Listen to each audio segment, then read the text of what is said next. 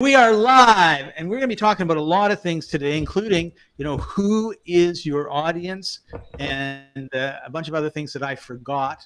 But we're going to be covering them in great detail right after this.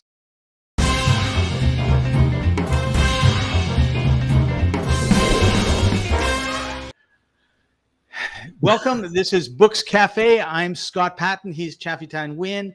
We are in the author training program. What we decided to do, we have over 40,000 free ebooks for you to read. Everything from fiction, science fiction, romance, detective novels, to nonfiction, business books, health books, business books, health books. We've got textbooks. In fact, we get comments from people all over the world that say, if it wasn't for your textbooks, I wouldn't have been able to pass my tests at my college and my university because I cannot afford to buy the textbooks. But I was able to get your textbooks, learn enough of the topic, and pass it. So it makes us feel really good when we get that type of feedback. We have children's books. We have adult books. We have in-between books. And they're all free. You can get five free books every month, and the cost is zero. It's free. So what we want to do is, that's one of our missions, is to help readers read, and we want to introduce them to new authors. And of course, part of that is helping authors be better writers, be better at getting their books into people's hands to be read, and that sort of thing. So this is part of that series, and we're going to be talking about book launches because that's what the little bikey guy said.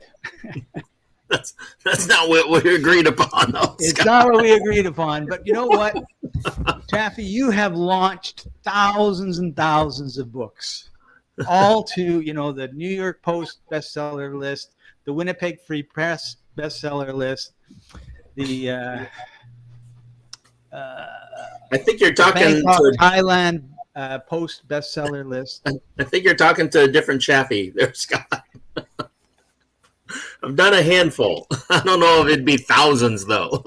So one of the things that I think a lot of authors don't get is it's an event.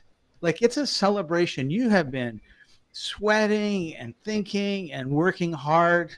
Not you, because you do all the easy stuff and let other people do the hard stuff when it comes to writing a book.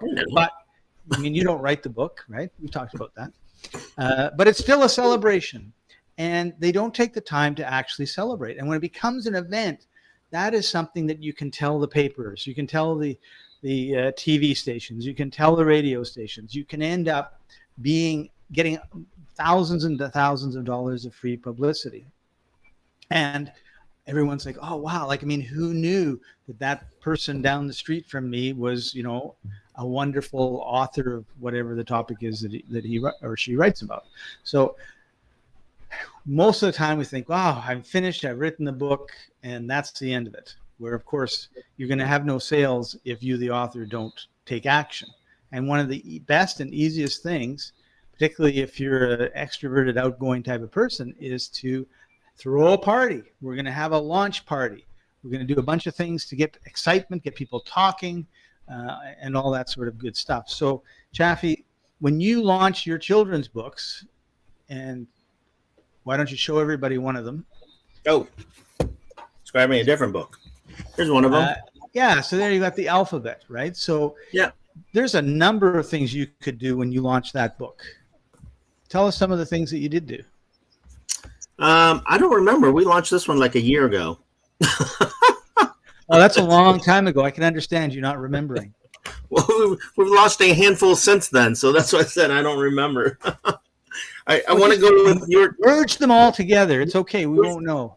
We'll go along with what your... let's just start off of what are you looking to accomplish with your book, first and foremost. Only, when I think of launches, there's one author that comes to mind, and he actually didn't start off as an author. He started off as a real estate investor, as a developer. He was so successful that he wrote a book about it called Making It Big. And since that book, he's written several books, and his latest one is called Aspire. This is what I was reaching for. And that author is this guy right here, Frank McKinney, right? So Frank McKinney His first book called Making It Big is an awesome book, by the way. You should get it. I don't have it here behind me. Only this is what he looks like now, Frank McKinney. He's kind of pretty looking now. He looks like a rock star. He was actually the rock star developer. And so when he first started, he actually had a leather jacket. He was a biker. So he was, really cool, like looking developer guy. And now he's kind of like a pretty, like rock star pretty boy. Regardless, it was a good book. And the reason that I bring him up in the whole thought process of what you're talking about, Scott, is that he became famous for doing what we call multi-million-dollar spec homes. And so one of his biggest spec homes was a $40 million home that he built entirely on spec, which means that he didn't have a buyer for it. So he didn't have any idea of who was going to buy it or what. He just wanted to build this big, fancy, schmancy, good-looking home. And so how did he sell it? If no one bought it, he'd have ended up living in it.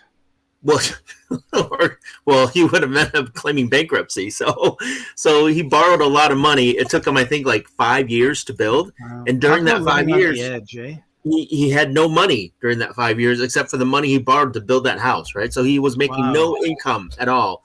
And so it was a speculative investment. That's why they call it a spec home, right? And what he did to sell it and what he's done to sell homes since then, and I think his largest home that he sold is like close to $100 million, like 75 or $100 million. So big, fancy, expensive homes. And what he did to sell it was he did a launch. Just like you said, Scott, he held a party. And at this party, he invited everybody, a bunch of rich people. Okay. So everybody that was rich, right? So he invited a whole bunch of rich people. So his prospective buyers. And he held this big fancy party that cost a couple $100,000 just for the party, right? Right. Hired a bunch of people, butlers, servers, all that kind of stuff, fancy foods. And then he invited the press out. And so he had all the press and all the local media came out. And his entrance, I think it was this one. I don't know if it was this one or maybe another one. He always makes a big grand entrance. And so one of the entrances was he had a big zip line. And so he was at the top of the house and over the backyard, which had this big fancy pool and all that kind of stuff. And everyone was there drinking and eating hors d'oeuvres. He zip-lined down to the area where everyone was at as his intro. And when he was zip-lining, he had a big, fancy suit. And he had like those rocket shoes and, sparklers coming about behind him. It was like, and music playing. And it was like this whole big grand fiasco, yada, yada, yada. Well, bottom line short was that it worked. That big party with all that media, with all that whatever that he spent a couple $100,000 on, he ended up selling that $40 million house to one of the people that showed up to that party, right? And more, so that comes to mind when I'm thinking of launches, right? When I'm thinking of how do I sell this book? And you're on mute, Scott, so... You always zip line through the big plate glass window of the library when you're going to be doing your reading at the librry, right? You zip through. I zip line and I hit. I'm like, here I am. Yes, exactly. Only the point is just like you said. He held a big party, had a great time, and he portrayed in his head and showed everybody what living in that house could be like. Right. He had this image of life is a party. Life is a grand time. Life is extravagant with all these people. And that is what impressed people. And so that's how he found a buyer for that. And so when you have a book, what kind of person do you want to read that book? And how are you going to attract them? How are you going to get them to look at that book and say, hey, I want to read this book. I want to, go into the story. I want to go and see what this book is all about. Those are the kind of people that you want to attract to this big launch party that you're talking about. Right. So I don't know if I took it off topic or not. No, you didn't. But most of us are going to say we don't build $40 million, $100 million houses and spend $200,000 on parties. So let's scale it down a little bit. So you have your children's books, right? Yeah. So one of the things that you could do, I grew up in Winnipeg, Manitoba, 500,000 people, small town, the middle of the prairies. It's flat as a pancake, and you've got to go like 500 miles to the next town that's, a little bit smaller and still flat as a pancake. I mean, it's the middle of nowhere. And there was one, as I was growing up, I loved, the bars would have cover bands. And there was one guy I really loved. His name was his stage name was Rocky Roulette. And the reason I loved him is most of the bands had two guitars, a singer, and a drummer. And he had a trumpet player and a sax player and some other brass player, right? So his music sounded fuller. I mean, it had the brass parts to it. And he was a good singer, and they were fun. So he decided one day he was going to go on a Western tour of Canada, right? Because we're right in the middle. He was just going to go on a Western tour. So he had Rocky Roulette's Western tour of Canada. And then he had the places and the dates. And they were all bars on the west side of Winnipeg. So every weekend he would be but it was all on the west. I don't know if this is the west side when you're looking at me or not, but it wasn't on the east side, right? It was on the west side. And I howled and howled and howled. So you can have a lot of fun with these sort of things. So that's a roundabout way of me getting to, you've got these children's books. You could be going into the schools and read. I thought you were going to tell me to go to bars on the west side to sell children's books. No. So where are the people, right? In his case, they were on the west side of Winnipeg. But in your case, they're in the schools, right? So you could do a number of different things. You could go and have a reading in front of grade 2 classes, or you could be at the parent-teacher event, and so you don't hear. So that's the key thing is with children's books, the content of the book, right? We're writing this book for children, right? So I'm writing this book, or I'm producing or developing this book for children that are between 8 and 10 years old, or around that range. And when I'm launching this book, I have to think in my head, who's going to buy this book? And so it's not the 8-year-old that's going to buy this book. It's not the 10-year-old that's going to second, third, or fourth grade that's going to be buying that book. Who's going to buy that book? Well, the person that's going to be buying the book is their parents. And so I have to figure out somehow of attracting parents to get the parents interested in this book so that they'll buy it for their kids and read it with their kids, or have their kids read it. And so grandparents. Or grandparents. Correct. So that's the key point, is that who is your target market in the sense of who is going to buy the book, right, not who is the book written for, right? And the reader is not always the buyer. It could be, and it's not always the case. Not always the case, yeah. I mean, I often buy books as presents. It's kind of like, what do you get the people that have everything, right? Oh, you buy them a book, and hopefully they haven't heard about the book and they haven't read the book.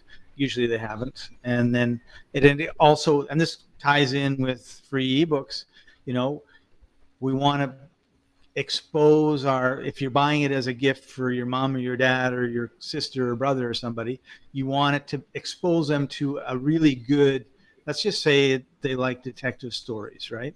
You want to expose them to a really good detective story by an author that maybe they've never heard of or experienced before, and that sort of stuff. So it's a new experience for them, because nothing worse than, oh yeah, that's a good book, I read it last year, which has happened to me upon occasion. Right. So, well, wrap it up and give it to mom then, okay? As she read it. Pass it along. Pass it along. Which is another, which I guess authors don't like it, but it's another advantage of a book. So just to bring things back to, I guess, our topic that we changed because it wasn't the topic we said we were going to talk about. So the first step, as we talked about, Scott, is really figuring out who's going to buy your book, right? Who are you selling your book for?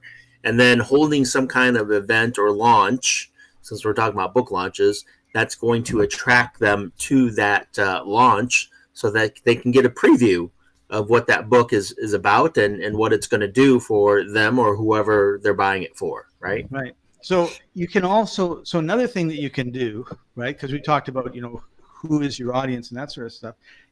And in your case with children's books, finding something to do with schools. But let's say it's you're a poetry writer. There can be poetry conferences or sci-fi conferences, conventions, all that sort of stuff. And then there can be businesses that have their own conventions. So if you dig into it and you do a little bit of research and you find out, I'm a poetry writer and there's a 3-day poetry music fest happening, and part of that is people reading their poetry. Well, get a hold of the people that are putting that on. You probably know about it because you probably would have gone because you're into poetry and everyone else is into poetry and that you're part of that community. Approach the people and say, listen, I have this new book and I would love to have my world premiere at your event, right? And a lot of times businesses have business conferences. You talk to human resources. You guys have a business conference. If you write, inspirational, motivational, or business type books that aren't, you go to the company, find out what they want, say, listen, I have a speech. Here's a video of my speech talking about this, and they'll hire you. And part of the hiring is they buy, if there's 500 people at the event, they buy 600 books. And then at the end, you're signing the book. They all get one free because the company paid for it. You're not giving it away. And now you've got 500 people, a certain percentage of them are going to read your book and a certain percentage of them aren't. And a certain percentage are going to wrap it up and give it as a Christmas present to their cousin that they know would like the book. So you're making a big splash, right? And if you time it where it happens to be when you're launching, then you can do a press release and you can have the press in and I'm launching my book at IBM's annual managers conference or something like that, right? Talk to IBM first, right? And they may end up really pushing it. They may say, wow, this is really cool. Get behind it. What you said. So and then you may have a community, right? Like if you're in different types of businesses, you may have an email list. You may have just a mailing list, where you mail postcards or stuff, and just put a little flyer or something in the mailing that you send out normally saying, here, we've got this book. Yeah. So again, I go back to what kind of book are you writing and what can you do to attract people to a launch? So first and foremost is if you have a launch, you got to, what's that launch date, right? When are you going to expose? Because really the book launch is the how do you say it? It's kind of like your deadline. And so there's a whole bunch of stuff that, like, people think writing the book and they're done with the book and it's published. Now I'm done. And in reality, it's when am I going to release that book to the general public? That's the launch. And so there are steps that you have to do or you should do if you want to get exposure for that book pre-launch. And so we call that the pre-launch, right? And so if we're talking about book launch, that's actually just a date that you're going to release the book to the public. And the pre-launch is what you're going to do ahead of time before that book actually launches. And so part of the pre-launch, as you mentioned, Scott, is building a community of like-minded individuals who might be interested in that book or that book topic. And that, community could take 6 months to a year. So it's important for you to realize when your book launches. If you're saying, I just finished my book, I'm going to launch it next week. Well, you might not have enough time to build that community. And so you're going to have to do some different things. So, I talked about Frank McKinney and his multi-million-dollar houses. He didn't have a party, just decide I'm just going to have a party and hold it next week. Like, it took time to get the word out, to do the press releases, to invite all these rich and successful individuals, to, hire all the individuals to cater the food and get the food cooked and organized, all that kind of stuff and planned out. So that was a process. And if you're going to launch a book, figure out when you're going to launch that book. And then what do you have to work backwards? We call that reverse engineer what has to be done up until that book launch in order to build a community or in order to build enough awareness that when you actually launch that book, a lot of people are going to see that book and want to eventually buy that book. Yeah, you bring up a great point, Chaffee. In fact, I know of an author who was unsuccessful in getting a publisher. He didn't want, it was quite a few years ago, he didn't want to self-publish. Amazon wasn't the way it is today. And so what he did is he took every chapter, turned it into an audio, and he published it as a podcast. And he had so many people encourage, because he was going to give up. He said, "This is it. I'm just going to I'm going to read my book, and then I'm going to go wash dishes for the rest of my life in a restaurant." And so but they were encouraging, like, "This is really funny. This is really good. I really like this. Keep writing. I can't wait for your next one." And so he had about 10,000 downloads of his different chapters. And so he went back to the publisher and he said, "Look, this is the feedback that I'm getting. This is the figures, people like this book." So, and of course he was unknown, obviously it was his first book. So they published it. It won an award for comedy in Canada. And he's now on his 6th or 7th or 8th book. So, but if he had not created that community, like you were talking about, he would be washing dishes today, right? Or whatever he ended up doing. I don't know what it would be, but it's a good. There's nothing wrong with washing dishes, Scott. Why do you say that? Dishpan hands. That's right. But if you use Dove, they're nice and soft. So it's okay. Oh, there you go. So there's lots of creative things that you can do to get the word out about your book. And I think you're really right. You're right. You need to spend time before it goes live figuring out how you're going to get the biggest bang for your buck. Because like anything, the most sales are immediately after you go live, and then it just drops down, right? I mean, if they start here and they go there and then of course you have another launch and it goes up and then it goes down and up and down. But relaunches and last minute sales and all the rest of it. But generally speaking, when Stephen King comes out with a new book, the first week are the most sales, and then after that it'll drop. It may still be lots of sales, but it's not going to be anything in comparison to the first. Harry Potter books, when they came out, everyone rushed to the Kohl's or Barnes and Noble and bought all the books and sold out, and then they had to get another shipment in and another shipment in, and well, those are slightly different from the indie writer. Because those guys and gals, they work with the publisher. They actually get paid before they write the book and to write the book, right? And so, and then the publisher takes over, and the publisher does all the launches and everything like that. So that's definitely different. Only what I do want to say, Scott, is that when you're coming up with these ideas for promotions or building your community, get creative. Get again, think of what you can do. And it depends upon your budget as well. How much money do you want to spend? How much finances do you have to spend on marketing and advertising? A big way of advertising books today is obviously ads, Google ads, Facebook ads, LinkedIn, Twitter ads, even Amazon ads are big. And only those require funding. Those require a budget. And so, again, what is your budget? And I'll give you a good example too, Scott, is that I knew, and by the way, I'm not recommending this strategy.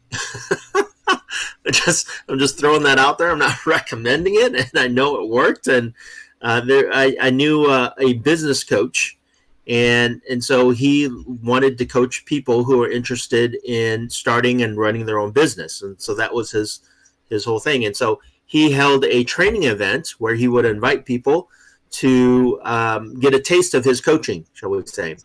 And before that event came around, what he would do is he would plan that event about a week or two within 30 days after a big convention on business franchises and business independent business owners would be held.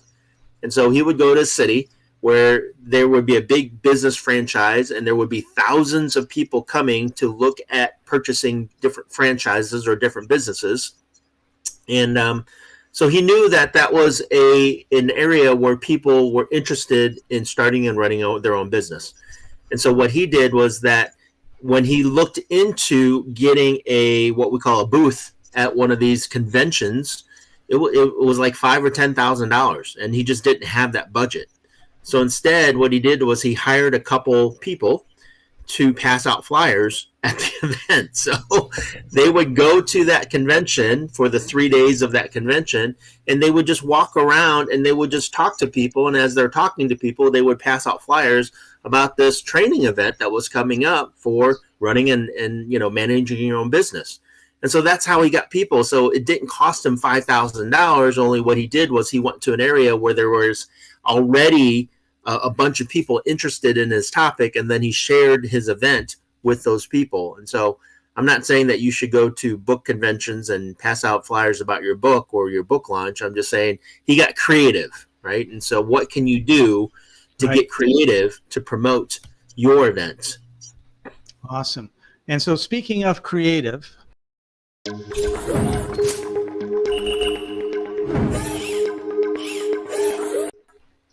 wrong one.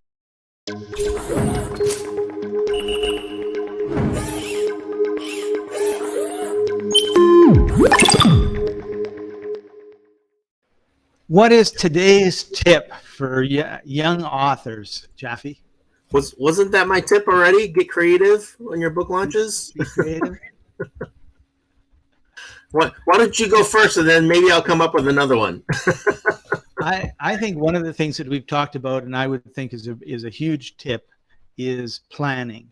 Right? We plan out the book. We do all these things with the book, but do we spend any time planning out what we're going to do with the book once it's done? Because it becomes a product like any other product, and it needs to be marketed. It needs to have exposure. People need to know about it. They need to have, you need testimonials, wow, this was a great detective novel. I really enjoyed it, and I couldn't believe the twist at the end, sort of thing.